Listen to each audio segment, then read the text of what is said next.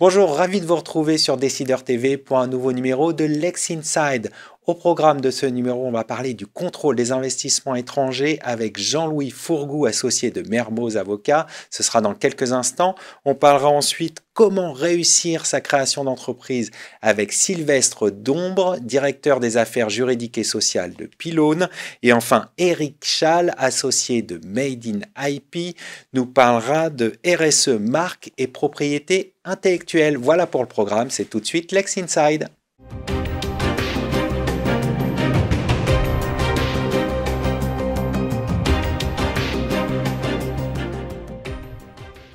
On débute tout de suite cette émission avec Jean-Louis Fourgou, associé de Mermoz Avocats, pour parler du contrôle des investissements étrangers. Jean-Louis Fourgou, bonjour. Bonjour. Quelles sont les tendances en matière de contrôle des investissements étrangers ? Le contrôle des investissements étrangers s'est considérablement développé par l'abaissement des seuils, l'extension des secteurs sensibles et par une volonté en Europe et en France en particulier de pouvoir exercer un contrôle de la souveraineté et de vérifier que des pépites françaises ne partent pas entre des mains étrangères. Voilà l'aspect politique et techniquement, c'est un contrôle qui ressemble un peu beaucoup au contrôle des concentrations et qu'il faut examiner parfois de pair parce que l'un n'exclut pas l'autre. Et donc ce sont des contrôles qui doivent être conduits, examinés, préparés avec beaucoup d'anticipation pour les avocats, pour les corporates, pour les entreprises qui peuvent avoir l'impression qu'il s'agit d'opérations assez courantes, de pur investissement financier et qui en fait vont amener les parties à dévoiler la nature, la structure et les objectifs en quelque sorte attendus.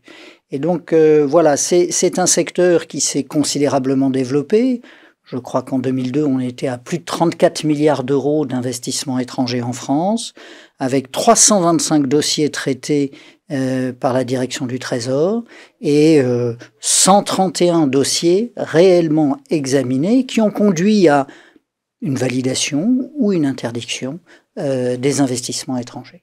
Et cela va de pair, sur l'aspect général, avec le développement du contrôle des concentrations, comme je le disais, et l'aspect plus formel, mais aussi plus concret, pratique et plus sévère de l'ensemble de ces contrôles. En matière de contrôle des concentrations, la Commission européenne a interdit 6 opérations. En France, nous avons aussi des engagements plus construits, plus structurés, qui ont limité considérablement un certain nombre d'opérations, et des opérations qui ont été abandonnées parce que les autorités de concurrence, et par exemple en France, n'étaient pas d'accord, considéraient qu'il y avait trop de difficultés. Par exemple, TF1, M6, et vous en avez déjà parlé, je crois. Alors justement, vous évoquez les aspects de droit de la concurrence. Quelles sont les contraintes ? Sur le droit de la concurrence, les contraintes sont relativement connues. Il s'agit du renforcement, de la création ou du renforcement d'une position dominante. Mais l'analyse s'est affinée sur la délimitation des marchés, sur la possibilité pour un concurrent potentiel d'accéder au marché. Et donc, ce sont des éléments que juristes et conseils, nous maîtrisons à peu près parce que il y a quand même, sauf avec quelques nouveautés, une grande jurisprudence qui nous permet d'anticiper.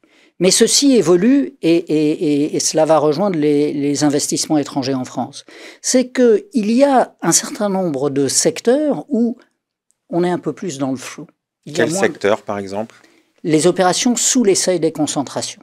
On a beaucoup parlé de l'affaire Illumina Grail, mais il y a 2 autres dossiers qui ont démarré cet été, Qualcomm et le Nasdaq Power, où des autorités nationales de concurrence ont renvoyé à la Commission européenne des opérations qui n'avaient pas à être notifiées dans leur propre pays. C'est ça le principe. Et donc ça crée une insécurité que les avocats corporate ou les conseils concurrence ont parfois du mal à appréhender et donc ça suppose une nouvelle approche, des contacts plus informels et plus en amont, y compris sur des dossiers qui normalement ne pose pas de difficulté. Donc c'est plus l'analyse, la sensibilité du dossier. Et c'est pour ça que le thème de votre émission est très intéressant. C'est quels sont les dossiers sensibles. Dans les investissements étrangers, nous avons une liste avec les dossiers sensibles, les matières sensibles, mais l'énergie, l'eau, le transport, la santé publique, ça peut être très vaste.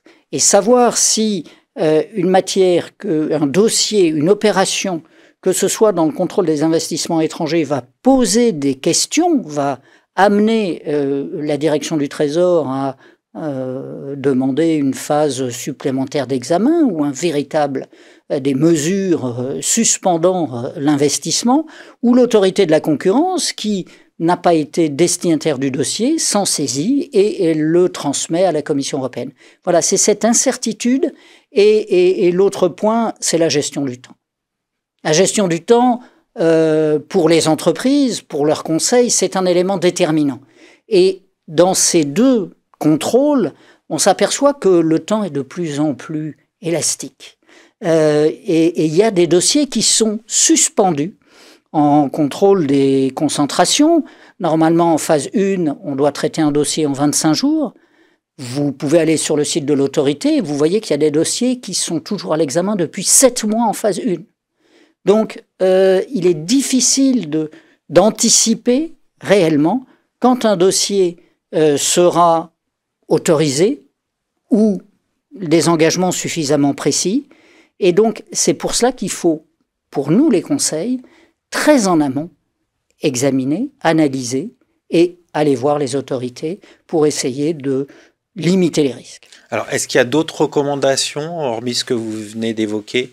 Oui, l'autre recommandation, c'est la gestion de la confidentialité dans ces dossiers et principalement dans les investissements étrangers. Devant l'autorité de la concurrence, la gestion de la confidentialité est assez bien organisée par les textes. Il y a le problème du déclassement qui apporte parfois un peu de friction entre les services d'instruction et les entreprises. Mais dans les investissements étrangers, il faut bien savoir qu'il y a une forme de coordination au niveau européen. Chaque État membre a son propre système de contrôle, mais il y a un formulaire européen qui doit être complété par les entreprises, dans lesquels on fournit des informations qui peuvent être assez sensibles sur l'évolution, sur la stratégie, sur la structure, et ces éléments vont être communiqués à tous les États membres. Et donc, en plus de la Commission. Et donc, il y a une anticipation là aussi à avoir sur savoir ce que l'on veut révéler, ce que l'on ne veut absolument pas révéler. Et même si ces opérations, ces instructions sont normalement couvertes par la confidentialité, il faut penser parfois... La vigilance est de mise. La vigilance est de mise et aux petites erreurs de communication, d'envoi de mails incongrus, ça pourrait ne pas être évitable. On va conclure là-dessus. Merci d'être venu sur notre plateau. Je vous remercie. À très bientôt, Arnaud.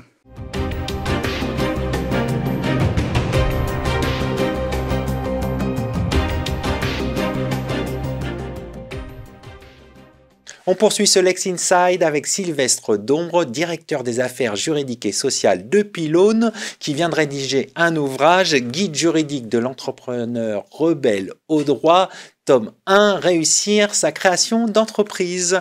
Sylvestre, bonjour. Bonjour Arnaud. Alors pourquoi cet ouvrage ? Alors cet ouvrage remonte à une intervention que je fais à l'école de commerce IESEG, où on m'a confié un cours de droit pour des non-juristes, filière entrepreneuriat en master, et avec l'idée de, vous allez transmettre le bagage juridique nécessaire pour nos jeunes créateurs. J'avais carte blanche sur ce cours. Et puis, en avril 2021, un des étudiants, donc à la fin du cours, qui me remercie pour son contenu, il m'interpelle et il me dit, j'aurais préféré avoir aussi le guide juridique, le livre de A à Z juridique pour l'entrepreneur. Alors c'est pertinent comme question parce que le guide juridique pour des non-juristes, pour ce type d'audience, n'existe pas. Mais il me prend au dépourvu, puisque comment je passe d'un cours interactif où je pars des projets des étudiants, en fait, pour introduire mes thématiques juridiques à un document papier. Et je vais résoudre cette équation par le truchement d'un dialogue. Un dialogue entre 3 personnages. On va avoir Doug, qui est un ancien directeur juridique qui fait du coaching. Yasmine, qui est une entrepreneuse audacieuse qui veut créer une société au Royaume-Uni. Et Edmond, un étudiant qui pose beaucoup de questions pour cacher un manque de confiance. Et c'est ce dialogue qui va permettre une lecture, je dirais, légère, vivante du droit, et voilà, couvrir les sujets à travers leurs différents angles. Donc voilà cette approche. Alors le côté peut-être un peu novateur de ce guide, c'est de se mettre à la place de l'entrepreneur. Et donc on aborde les sujets juridiques dans la chronologie où ils se posent pour l'entrepreneur. Et avec ces mots. Par exemple, la question du quand est-ce que je dois créer mon entreprise, est tout aussi importante que quelle société puis-je créer. Qu'est-ce qu'on va trouver dans cet ouvrage? Alors, l'ouvrage couvre toutes les étapes cruciales de la création d'entreprise. Et la première question que l'entrepreneur auquel il va devoir répondre, c'est est-ce que j'y vais avec une entreprise individuelle ou est-ce que je crée une société, une entité juridique distincte de moi? Alors, une fois qu'il a pris la décision sur ce choix et on lui donne un arbre de décision pour lui permettre de l'aiguiller, s'il décide de créer une entité juridique, une société à statut, on va couvrir les différentes étapes, en commençant par l'immatriculation, et on va rentrer dans le détail des éléments qu'il doit fournir. Comment rédiger un objet social? Comment établir des statuts? On va aborder la question de la gouvernance, quelque chose qui va évoluer entre le moment de la création jusqu'à l'arrivée du premier gros investisseur. Donc des questions très pratiques. Des questions très pratiques avec des exemples, et puis on fournit également un jeu de statuts commentés. Donc on verra les différents organes, les différentes formes, on fera le match entre la SARL et la SAS, puisque très souvent, plus de 98% des créations d'entreprises aujourd'hui sont sur cette forme juridique. Pour terminer, peut-être quelques bonnes pratiques pour créer son entreprise et réussir sa création d'entreprise. Alors, vous l'avez remarqué, certains entrepreneurs sont un peu rebelles au droit, d'où le titre du livre. Et ils ont l'habitude de, je dirais, repousser cette matière. Mon premier conseil, c'est d'intervenir en amont, de se poser des questions juridiques notamment avant de trouver son premier client. C'est pas une fois qu'on a trouvé un client qu'on se pose la question de savoir, mais alors, quel est le véhicule juridique qui va porter cette offre et quel est le contrat? L'offre business, elle est liée à l'offre juridique. Donc, il faut l'anticiper. Alors, évidemment, quand on est seul créateur, fondateur, les choses sont plus simples.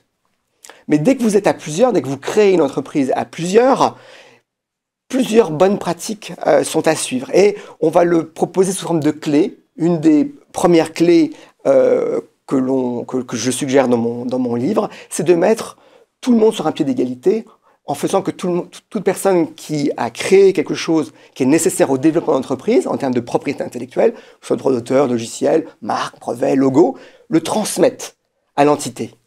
Ça, c'est la première bonne clé. La deuxième, c'est comment on fait pour se répartir le capital social au début.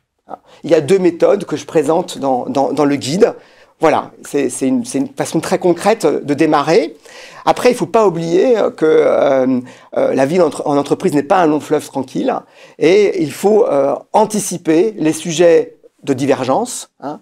On fait des choix, on n'est plus d'accord sur l'objectif. Il faut que la société pivote, on change et on n'est pas d'accord. Il y a des outils contractuels pour répondre à ça. Il y a aussi des situations où, en fait, un entrepreneur, dans le groupe, se désintéresse. Il reste au capital social, mais il se désintéresse, il part prendre une année sabbatique. Comment faire? On aborde également, il y a des outils qui permettent d'anticiper et de résoudre de manière beaucoup plus simple ces sujets pour les différents associés. On va conclure là-dessus. Merci d'être venu sur notre plateau.